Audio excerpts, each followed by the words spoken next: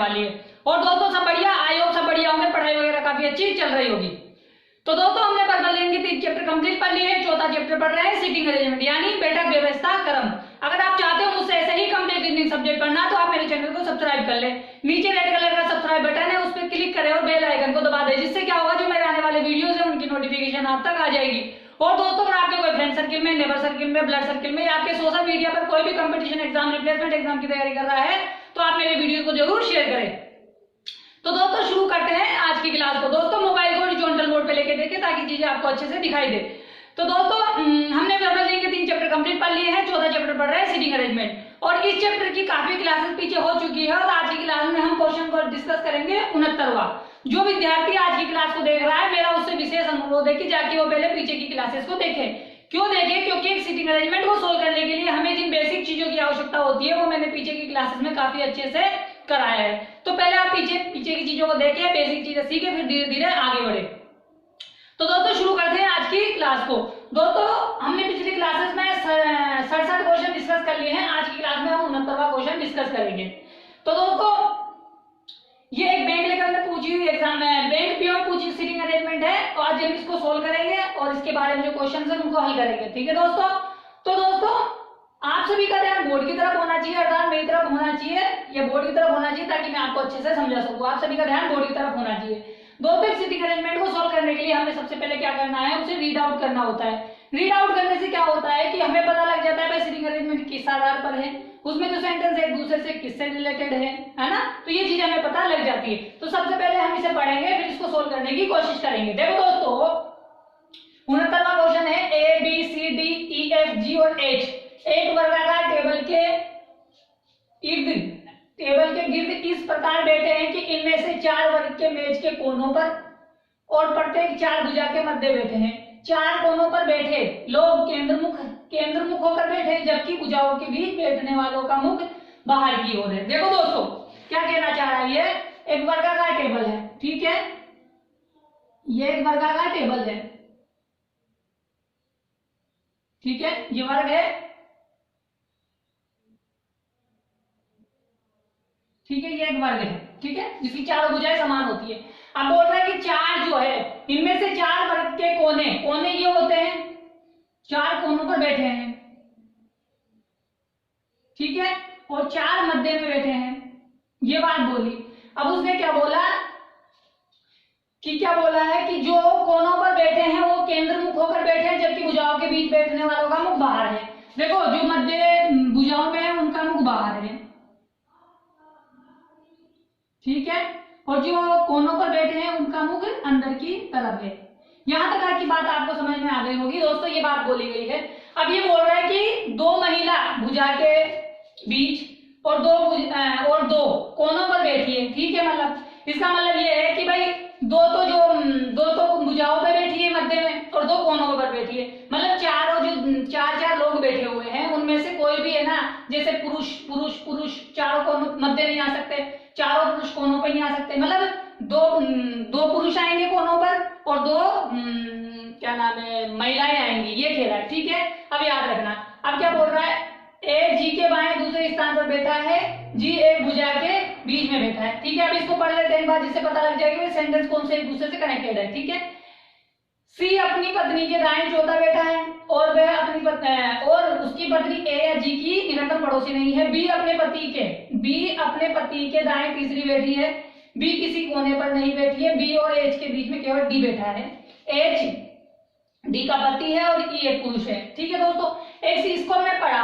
इसको पढ़ने से हमें क्या पता लगा कि भाई हमें सीटिंग अरेंजमेंट सोल्व करने के लिए हमें किन लाइनों को पिकअप करना है, किन लाइनों को चुना जाए ताकि हमारी जो सीटिंग अरेंजमेंट है वो ड्रॉ हो जाए। ठीक है, तो दोस्तों हमें क्या करना पड़ता है, लिंक देखना पड़ेगा। देखो हमने जब पहली लाइन को देखा तो यहाँ पे ए और जी की बात हो रही थी, जब हम अगली वाली लाइन पे गए तो जी की बात हो रही थी, फिर जब उसके आगे गए तो सी की बात हो रही थी उसकी पत्नी से। लेकिन उसकी पत्नी के लिए कहा गया कि उसकी पत्नी जो है जी और ए की, यानी जी और ए के बीच निकलकर पड़ोसी रहती है, यानी ये पहली लाइन दूसरी लाइन से कनेक्टेड हो गई। ठीक है, तो हम शायद पहली लाइन से सीटिंग अरेंजमेंट को सोल्व कर सकते हैं। ठीक है, ऐसा मुझे लगता है। तो हम पहली लाइन से ही सोल्व करने की कोशिश करेंगे ताकि हम इसको समझ सके। ठीक है ना, मुझे लग रहा है कि मैं इसे पहली लाइन से सोल्व कर सकता हूँ। ठीक है, तो मैं इसे पहली लाइन से सोल्व करूंगा। तो आप सभी का ध्यान बोर्ड की तरफ आ जाए ताकि मैं आपको अच्छे से समझा सकूं। इस बात को ध्यान रखना कि दो जो महिलाएं हैं भुजाओं के कोनों पर है, दो मध्य में, यानी दो मध्य में आएंगी तो दो कोनों पर आएंगी, ठीक है, ये बात ध्यान रखना। अब देखो क्या बोल रहा है कि ए जी के बाएं दूसरी क्रम पर है। देखो जब भी दो व्यक्ति आ जाएं तो पहले सेकंड व्यक्ति को बिठाएंगे। सेकंड व्यक्ति कौन है? जी है। जी को कहाँ बिठाएं हमें नहीं पता, लेकिन आगे लाइन बोली गई थी कि जी एक भुजा के बीच बैठा है। बीच का मतलब ये होता है मध्य, भुजा का बीच में ये कोने हैं। अब आप कहीं पे भी बिठा सकते हो, जी को यहाँ पे बिठाओ, यहाँ पे बिठाओ, यहाँ पे बिठाओ, कहीं पे बिठाओ। जब दो व्यक्ति आ जाए एक साथ तो हमें पहले सेकंड व्यक्ति को बिठाना होता है। सेकंड व्यक्ति कौन है? जी। आप यहाँ बिठा लो, यहाँ बिठा लो, यहाँ बिठा लो, यहाँ बिठा लो, कहीं पे भी बिठा सकते हो, ठीक है दोस्तों, कहीं पे भी बिठा सकते हो, जहां आपको अच्छा लगे आप वहां पे बिठा सकते हो। तो देखो सबसे अच्छा कहाँ है कि आप यहाँ बिठा लो। मैं आपको हमेशा बताता हूँ कि आप ऐसी जगह चुनो जहाँ से आपको सोल्व करने में आसानी हो। मेरे को यहाँ से सोल्व करने में आसानी है इसलिए मैंने यहाँ बिठा लिया। अब इसका मुख बाहर की तरफ हो गया। क्या बोल रहा है कि ए जी के बाएं दूसरा है। जी का मुख कहाँ है? बाहर की तरफ है, ठीक है। जब जी का मुख बाहर की तरफ है तो जी के बाएं दूसरे स्थान पर कौन बैठा हुआ है? ए बैठा है। तो जी का बायां दूसरा 1 और 2 कौन बैठा हुआ है? ए बैठा हुआ है, ठीक है। अब आगे चलो। अब क्या बोल रहा है कि सी अपनी पत्नी के दाएं छोड़ता है, ठीक है, और उसकी पत्नी जो है ए और जी की निकटतम पड़ोसी नहीं है। अब देखो जी की जो पत्नी है ना वो यहाँ नहीं आ सकती, यहाँ नहीं आ सकती, यहाँ नहीं आ सकती, यानी 3 जगह है, 1 2 3, ये 3 जगहों पर कहीं पे भी आ सकती है, ठीक है। लेकिन जब एक बात हमेशा ध्यान रखना, जब 8 लोगों की बात हो और बीच में चौथा आ जाए, जरूर 8 लोगों की बात हो, चाहे वो गोला हो, चाहे वर्ग हो, चाहे आयत हो, ठीक है। जब तीनों में चाहे वर्ग हो, चाहे आयत हो, चाहे गोला हो, जब 8 लोगों के बीच में चौथे स्थान की बात हो जाए, जब भी 8 लोगों के बीच चौथा स्थान की बात हो जाए तो उसका मतलब वो है कि वो आमने सामने बैठे हुए हैं, मतलब सी अपनी पत्नी के सामने बैठा हुआ है। अब जो सी की पत्नी है ना यहाँ नहीं आ सकती, यहाँ नहीं आ सकती, यहाँ नहीं आ सकती। अब ये 3 जगह बची है। अब देखो सी की पत्नी और सी है ना आमने सामने बैठेंगे, तो सी की पत्नी यहाँ बैठेगी तो जी यहाँ नहीं बैठ सकता। अगर मान लो यहाँ पे सी की पत्नी बैठे तो जी यहाँ नहीं बैठ सकता, सी यहाँ नहीं बैठ सकता। लेकिन अगर मैं सी की पत्नी को यहाँ बिठा दूं तो सी मेरा यहाँ बैठ सकता है। क्यों? क्योंकि सी अपनी पत्नी के दाएं चौथा है। चौथे का मतलब यह है कि भाई साहब जो उनके बीच में है ना वो दोनों सामने बैठे हुए हैं। अब देखो 1 2 3 4, 1 2 3 4 दोनों तरफ से गिनोगे तो आप है ना सामने ही पहुंचोगे। अब देखो ये जो कौन है? सी की पत्नी, ये तो कौन है? मेल है भाई, सी का पति है ना, सी अपनी पत्नी के दाएं चौथा है, ये मेल है तो ये कौन हो गई? फीमेल हो गई, यानी सी की पत्नी है ये, याद रखना सी की पत्नी है। हमारे पास एक कोने पे मेल आ गया, एक कोने पे फीमेल आ गई। अब हमारे को क्या देखना है? आगे देखना है, ठीक है। अब आगे अब देखो बी अपनी पत्नी के दाएं तीसरा है, ठीक है, बी अपनी पत्नी के दाएं तीसरा है और बी के बारे में बोल रहा है कि बी किसी कोने पर नहीं है, ठीक है, और बी और एच के बीच में केवल डी बैठा हुआ है। यहाँ पे 3 बातें कनेक्टेड हो गई, मतलब ये चारों लाइनें एक दूसरे से कनेक्टेड चल रही है, तो हमें 3-4 लाइनों को एक साथ उठाना पड़ेगा दोस्तों। देखो बी अपनी पति के दाएं तीसरी बैठी है, ठीक है, और बी कोने पे नहीं है। देखो दोस्तों कोने कौन कौन से बचे?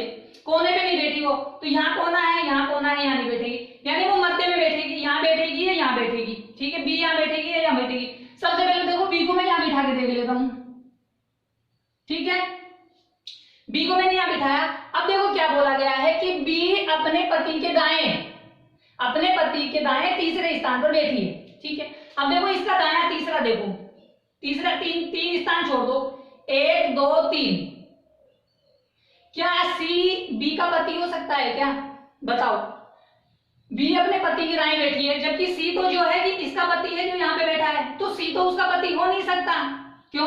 क्योंकि भाई बी अपने पति के दाएं तीसरे, अगर यहाँ पे उसका पति बैठता तो 1 2 3 बी यहाँ बैठ सकती थी, यानी बी यहाँ नहीं बैठ सकती, तो यहाँ पे मैं बी को नहीं बिठा सकता। अब मेरी कंडीशन बची यहाँ पे, एक कंडीशन ये बची और यहीं बैठेगा, क्यों? क्योंकि जगह 2 बची थी, एक खाली ये है, एक खाली ये थी, यहाँ बिठा के देखा, हम नहीं बैठी, यहाँ बैठ गई। डी क्या है? अब पहले ये देखो कि बी क्या है? बी डी के दाएं, बी अपने पति के दाएं, तो ये कौन है? फीमेल है। बी कौन है? एक फीमेल है। अब वो अपने पति के दाएं बैठी है। अब तीसरा स्थान देखो 1 2 3, यहाँ नहीं बैठ सकती क्योंकि सी बैठा हुआ है, सी किसका पति है? एक इसका पति है, यहाँ पे कोई बैठेगा जिसका, ठीक है, तो इसका पति कौन हो सकता है? तीसरा कदम 1 2 3, ये हो सकता है इसका पति, जो कौन होगा?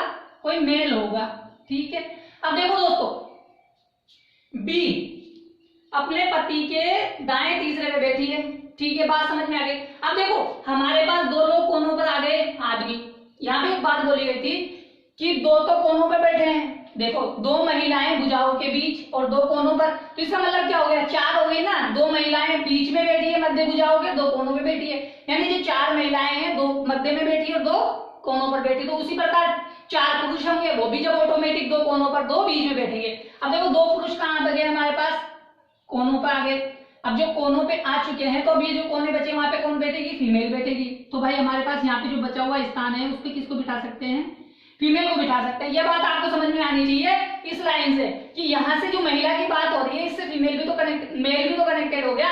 फिर जब दो महिलाएं भुजाओं के मध्य बैठी है और दो कोनों पर बैठी है तो चार जो बचे हैं वो भी ऐसे बैठेंगे, देख लो आप, ठीक है ना। क्यों, क्योंकि मान लीजिए मैंने दो दो को यहाँ बिठा दिया, अब ये जो कोने बचे हैं वहां पे कौन बैठेगा, क्योंकि यहाँ पे हम फीमेल को नहीं बिठा सकते, यहाँ पे मेल को नहीं बिठा सकते, क्योंकि मेल को बिठाएंगे तो 8 लोग हैं, 8 लोगों में भी कहाँ बिठा सकते हैं, नहीं बिठा सकते ना। तो यानी 4 लोग यहाँ बैठेंगे, जोड़े की बात हो रही है तो 4 लोग यहाँ बैठेंगे, ठीक है। यानी ये चीज हमने बिठा ली। अब देखो आगे क्या बोल रहा है उस चीज को देखते हैं, यहाँ तक समझ में आया। अब देखो कि बी अपनी पत्नी के दाएं बैठा हुआ था, बी किसी कोने पे नहीं है, बी और एच के बीच में केवल एक व्यक्ति बैठा है, बी और एच। देखो दोस्तों बी और एच, यहाँ पे एच नहीं आ सकता क्योंकि बी और एच के बीच एक व्यक्ति है, कौन है, डी। देखो डी यहाँ आ सकता है, यहाँ आ सकता है, मगर एच यहाँ नहीं आ सकता, मगर यहाँ आ सकता है। तो मैं एच को यहाँ नहीं बिठाकर यहाँ पे बिठाऊंगा, तो एच मेरे पास यहाँ आ जाएगा, तो डी मेरे पास कहाँ आ जाएगा, यहाँ पे आ जाएगा। आइए दोस्तों बात समझ में आएगी। अब जो डी जो है किसकी पत्नी है, सी की पत्नी है। अब देखो एच का पति ए है, एच का पति, भाई ये कौन है, ये पति है, तो ये मेल हो गया और ये फीमेल हो गई, ठीक है। अब देखो हमारे पास कोने कंप्लीट हो गए थे, अब हमारे पास ये फीमेल आ गई, ये फीमेल आ गई। अब ये बचे हुए जो दो स्थान किसके हो जाएंगे, मेल के हो जाएंगे। ये मेल आ गया तो ये भी मेल हो जाएगा। भाई जो चार लोग बैठे हैं उनमें दो जो 4 फीमेलें हैं दो कोनों पर, दो मध्य भुजाओं में, जो 4 आदमी बैठे हैं दो क्या नाम है, कोनों पर, दो भुजाओं पर। आप जब इसको सोल्व करोगे आपको पता लग जाएगा। अब देखो दोस्तों यहाँ तक चीजें हमारे पास कैलकुलेट हो गई। ई एक पुरुष है, अब बची दो जगह, एक ही है एक ही है। अब ई एक पुरुष है तो यानी मेल की जगह आएगा। अब यहाँ पे मेल है, यहाँ पे फीमेल है, तो मेल यहाँ है तो मेल की जगह कौन आ जाएगा, ई आ जाएगा। अब ये जो बचा हुआ स्थान है किसके लिए होता है, जो क्वेश्चन में नहीं दिया गया है। देखो दोस्तों क्वेश्चन में ए आ गया, बी आ गया, सी आ गया, डी आ गया, ई आ गया, एफ नहीं आया, तो ये स्थान किसके लिए है, मतलब एफ जो है फीमेल है, ठीक है। तो आए हो दोस्तों आपको समझ में आ गई होगी ये सीटिंग अरेंजमेंट किस प्रकार से ड्रॉ की गई है। जो सबसे इंपॉर्टेंट बात थी इसमें यही थी कि दो महिलाएं भुजाओं के बीच में और दो महिलाएं कोनों पे बैठी है, ठीक है। जब 8 लोगों की बात हुई है तो 4 महिलाएं हो गई, तो बाकी बची हुई 4 क्या होंगे, पुरुष होंगे। और जब दो कोनों पे महिलाएं बैठी है, दो मध्य में बैठी हुई है, मतलब भुजाओं के मध्य में, दो कोनों पर, तो बाकी जो 4 बचेंगे वो भी दो मध्य में बैठेंगे, दो कोनों पे बैठेंगे, ठीक है। अब दोस्तों इससे रिलेटेड आपको ये समझ में आ गई है, तो अब इससे रिलेटेड एग्जाम में जो क्वेश्चन पूछे हैं हम उनको सोल्व करने वाले हैं, ठीक है दोस्तों। तो आप लोग तैयार हो जाइए इन क्वेश्चंस का आंसर देने के लिए। देखो दोस्तों पहला क्वेश्चन है इस एग्जाम में पूछा गया है सिटिंग अरेंजमेंट से रिलेटेड, उसका आंसर दीजिए कि दी गई बैठने की व्यवस्था के आधार पर निम्नलिखित में से कौन सा कथन सत्य है, बताइए कि इनमें से कौन सा सत्य है। अब देखो कोई भी दो पुरुष एक दूसरे के निकटतम पड़ोसी नहीं है। अब देख लो भाई दो पुरुष एक दूसरे के निकटतम पड़ोसी नहीं होने चाहिए। देखो यहाँ पे तो पड़ोसी है, यहाँ पे भी दो पड़ोसी आ गए, कौन, पुरुष, कि दो पुरुष पड़ोसी नहीं होने चाहिए। ये पड़ोसी हो गए, ये पड़ोसी हो गए, ये पड़ोसी हो गए, यानी 3 तरीके से पड़ोसी हो गए। तो ये तो क्या हो गया, हमारा ऑप्शन गलत हो गया, ठीक है दोस्तों, समझ में आया। आगे देखो बैठने की व्यवस्था में जी और एच आमने सामने नहीं है। जी और एच आमने सामने नहीं होने चाहिए, जबकि ये तो आमने सामने है, ये भी कंडीशन गलत हो गई, ठीक है। आगे देखो ई और डी की एक दूसरे के निकटतम पड़ोसी है, ई और डी एक दूसरे के निकटतम पड़ोसी हैं, ठीक है। ई और डी एक दूसरे के निकटतम पड़ोसी है, ठीक है ना, ठीक है। ई और डी एक दूसरे के निकटतम पड़ोसी है। देखो यहाँ है ई, यहाँ है डी, इनके बीच में तो एच आ गया, तो ये पड़ोसी तो हो ही नहीं सकते, जबकि एच इन दोनों का पड़ोसी हो सकता है, लेकिन ये दोनों तो एक दूसरे के पड़ोसी नहीं हो सकते। तो ये भी हमारा ऑप्शन क्या हो गया, गलत हो गया। आगे वाला देखो एफ एक पुरुष है। देखो पहले क्या एफ एक पुरुष है क्या? नहीं है। जब पुरुष ही नहीं है तो आगे पढ़ने की जरूरत नहीं है भाई, एफ पुरुष है ही नहीं, तो ये गलत हो गया, हटा दो इसको भी। अब देखो आगे, ए वर्गाकार टेबल की एक भुजा के बीच में बैठा है। ये वर्गाकार टेबल है, भुजा की मध्य में बैठा है। बिल्कुल, जो ए है वर्गाकार टेबल के मध्य भुजा में बैठा है। देखो दोस्तों ये मध्य भुजा हुई, इसके बीच में बैठा हुआ है, तो ये वाला आंसर हमारा सही हो जाएगा। ठीक है दोस्तों, आई होप दोस्तों क्वेश्चन समझ में आ गया होगा। अगर समझ में आ गया है तो आप इसका स्क्रीनशॉट ले लें ताकि अपन आगे वाला क्वेश्चन कर सके जो एग्जाम में पूछा गया है। ठीक है दोस्तों, आप इसका स्क्रीनशॉट ले लें ताकि अपन आगे बढ़ सकें।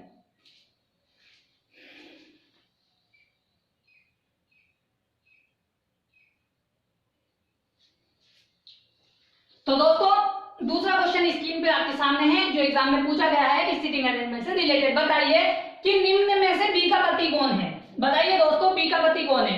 देखो दोस्तों हमें क्या क्या बताया गया था उस चीजों को देखो। ये दोनों पति पत्नी हैं, बिल्कुल। ये दोनों पति पत्नी हैं, बिल्कुल। ये दोनों पति पत्नी हैं, बिल्कुल। और ये दोनों पति पत्नी हैं, ठीक है ना। तो ये दोनों क्या है? ये दोनों कपल है, ठीक है। ये दोनों कपल हैं, ये दोनों कपल हैं। आप इसको इसके साथ ड्रॉ कर लो ताकि याद रहे आपको, ठीक है। अब बचे हुए कौन है? ये और ये कपल है, ये दोनों कपल है, ठीक है। यहां तक तो आपको याद ही रहेगा। अब हमें पता है जब हमने देखा था कि बी अपने पति के दाएं तीसरे स्थान में बैठी थी, जो बी है अपने पति के दाएं तीसरे स्थान में बैठी थी, यहां से तीसरे स्थान में बैठी थी, तो एम जो है वो पति है ना। जो एम यहाँ पे मेल था वो पति होगा किसका? बी का। तो बी पे मेल कौन है? ई। ये हमारा ऑप्शन कौन सा है? तीसरा वाला। तो बी का पति कौन है? बी का पति हमारे पास कौन है? ई है, ठीक है। तो हमारा आंसर क्या हो जाएगा? तीसरा वाला हो जाएगा कि बी का पति कौन है? ई है, ठीक है दोस्तों। आप स्क्रीनशॉट ले लो क्वेश्चन का ताकि अपन आगे वाला क्वेश्चन कर सके जो एग्जाम में पूछा गया है, ठीक है दोस्तों। आप स्क्रीनशॉट ले लो, ठीक है।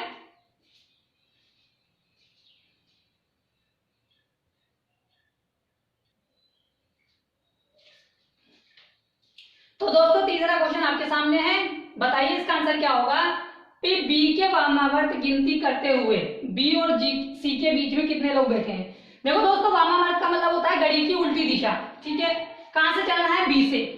बी से हमें उल्टा चलना है। घड़ी हमारी यूं चलती है तो हमें उल्टा चलना है। कहां तक चलना है? सी तक। तो बी से सी तक जाएंगे तो हमारे बीच में कितने लोग बैठे हैं? 2 लोग बैठे हैं। तो 2 लोग वाला ऑप्शन कौन सा है? हमारा तीसरा वाला है। आंसर क्या हो जाएगा? तीसरा, ठीक है दोस्तों। आप इसका स्क्रीनशॉट ले लो ताकि अपन आगे वाला क्वेश्चन कर सके, ठीक है दोस्तों। आप स्क्रीनशॉट ले लो क्वेश्चन का, ठीक है।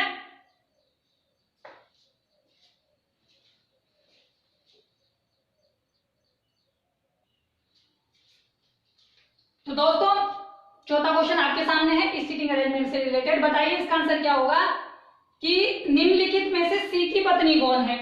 बताइए। देखो दोस्तों ये दोनों जोड़े थे, ये दोनों जोड़े थे। एक बात हुई थी सी अपनी पत्नी के दाएं चौथा है, चौथा है मतलब आमने सामने है। देखो दोस्तों ये दोनों जोड़े हैं, ठीक है। सी निम्नलिखित में से सी की पत्नी, जब सी मेल है तो इसकी पत्नी कौन है? यहाँ पे बैठी हुई होगी, कौन थी? डी। डी हमारा ऑप्शन कौन सा है? पहला। आंसर क्या हो जाएगा? पहला वाला हो जाएगा फर्स्ट, ठीक है दोस्तों। आप इसका स्क्रीनशॉट ले लो ताकि अपन आखिरी क्वेश्चन कर सके एग्जाम में जो पूछा गया है इस सीटिंग अरेंजमेंट से रिलेटेड, ठीक है। आप इसका स्क्रीनशॉट ले लो ताकि अपन आगे बढ़ सके, ठीक है दोस्तों।